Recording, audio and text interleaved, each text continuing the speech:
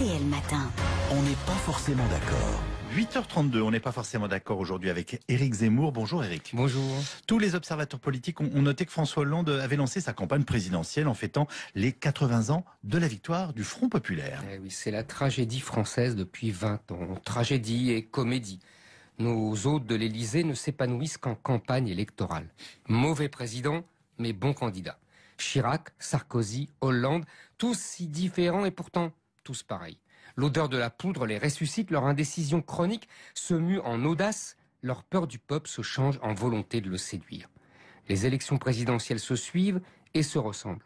Nos présidents sortants en ont appris tous les tours, retenu toutes les erreurs à éviter. Les mauvais candidats sont des repoussoirs, Barre, Balladur, Jospin, trop francs, trop rigoureux, trop centristes, bref, ennuyeux. Giscard est trop intelligent pour pouvoir les inspirer. Mitterrand les fascine, mais ils n'ont pas le style. De Gaulle, même pas en rêve. Et de Pompidou, ils ont seulement retenu qu'il appelait sa femme Bibiche. À chaque début de campagne, c'est le même rituel. Chirac et Sarkozy sortaient de la naphtaline, le képi du général de Gaulle, et achetaient en gros un stock tout neuf de drapeaux tricolores. Hollande connaît lui aussi tous les trucs d'un candidat de gauche. Il se part du chapeau mou et de l'écharpe rouge de Léon Blum et reprend son imitation pour fin de banquet de François Mitterrand avec ses intonations de voix rauque pour les envolées lyriques. Et la comparaison vous paraît fondée ? Hollande, c'est mini Blum et mini Mitterrand, mais il distribue le maximum. 4, 5, 6 milliards d'euros, les calculettes s'affolent et les technocrates de Bercy s'arrachent leurs derniers cheveux.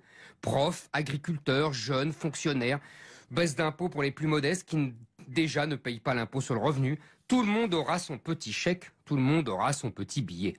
Après tout, le clientélisme est un classique de la démocratie que le socialisme municipal a seulement revisité et modernisé. Il nous l'avait bien dit, notre président. D'abord redresser, ensuite redistribuer. Sauf qu'il n'a rien redressé puisque le budget est loin d'être à l'équilibre et que les dettes publiques continuent à s'amonceler. Hollande profite seulement d'une conjoncture exceptionnelle faite de taux d'intérêt historiquement bas et d'effondrement des prix du pétrole. Hollande donne un argent qu'il n'a pas. Il se souvient du coup de la cagnotte que Chirac avait joué à Jospin en 2001, mais le fait pour son propre compte. Hollande est un cynique qui se marre. Il y a quelques mois, il suivait l'opinion droitisée comme jamais par les attentats de 2015 avec la déchéance de nationalité et la loi El Khomri. La résistance inattendue de la gauche a fait basculer le culbuto présidentiel dans l'autre sens. Il est désormais l'héritier de l'histoire séculaire du mouvement ouvrier et le mariage homosexuel vaut bien à ses yeux les congés payés et l'abolition de la peine de mort. Rien ne l'arrêtera, rien ne le dissuadera. Il se souvient de Chirac qui disait à son dernier carré de fidèles au début de sa campagne victorieuse de 1995 « Je vous étonnerai par ma démagogie ». François Hollande n'a pas fini de nous étonner. Éric Zemmour, pour On n'est pas forcément d'accord. Dans quelques instants... Et de Pompidou, ils ont seulement retenu qu'il appelait sa femme Bibiche. À chaque début de campagne, c'est le même rituel. Chirac et Sarkozy sortaient de la naphtaline, le képi du général de Gaulle, et achetaient en gros un stock tout neuf de drapeaux tricolores. Hollande connaît lui aussi tous les trucs d'un candidat de gauche. Il se part du chapeau mou et de l'écharpe rouge de Léon Blum et reprend son imitation pour fin de banquet de François Mitterrand avec ses intonations de voix rauque pour les envolées lyriques. Et la comparaison vous paraît fondée ? Hollande, c'est mini Blum et mini Mitterrand, mais il distribue le maximum. 4, 5, 6 milliards d'euros, les calculettes s'affolent et les technocrates de Bercy s'arrachent leurs derniers cheveux. Profs, agriculteurs, jeunes, fonctionnaires, baisse d'impôts pour les plus modestes qui déjà ne payent pas l'impôt sur le revenu. Tout le monde aura son petit chèque, tout le monde aura son petit billet.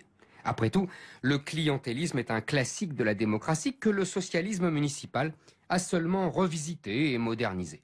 Il nous l'avait bien dit, notre président. D'abord redresser. RTL Matin. On n'est pas forcément d'accord. 8h32, on n'est pas forcément d'accord aujourd'hui avec Éric Zemmour. Bonjour Éric. Bonjour. Tous les observateurs politiques ont noté que François Hollande avait lancé sa campagne présidentielle en fêtant les 80 ans de la victoire du Front populaire. Eh oui, c'est la tragédie française depuis 20 ans. Tragédie et comédie. Nos hôtes de l'Élysée ne s'épanouissent qu'en campagne électorale. Mauvais président, mais bon candidat. Chirac, Sarkozy, Hollande, tous si différents et pourtant tous pareils. L'odeur de la poudre les ressuscite, leur indécision chronique se mue en audace, leur peur du peuple se change en volonté de le séduire. Les élections présidentielles se suivent et se ressemblent. Nos présidents sortants en ont appris tous les tours, retenu toutes les erreurs à éviter. Les mauvais candidats sont des repoussoirs, Barre, Balladur, Jospin, trop francs, trop rigoureux, trop centristes, bref, ennuyeux. Giscard est trop intelligent pour pouvoir les inspirer. Mitterrand les fascine, mais ils n'ont pas le style. De Gaulle, même pas en rêve. Ensuite, redistribuer. Sauf qu'il n'a rien redressé, puisque le budget est loin d'être à l'équilibre et que les dettes publiques continuent à s'amonceler. Hollande profite seulement d'une conjoncture exceptionnelle faite de taux d'intérêt historiquement bas et d'effondrement des prix du pétrole. Hollande donne un argent qu'il n'a pas. Il se souvient du coup de la cagnotte que Chirac avait joué à Jospin en 2001, mais le fait pour son propre compte. Hollande est un cynique qui se marre.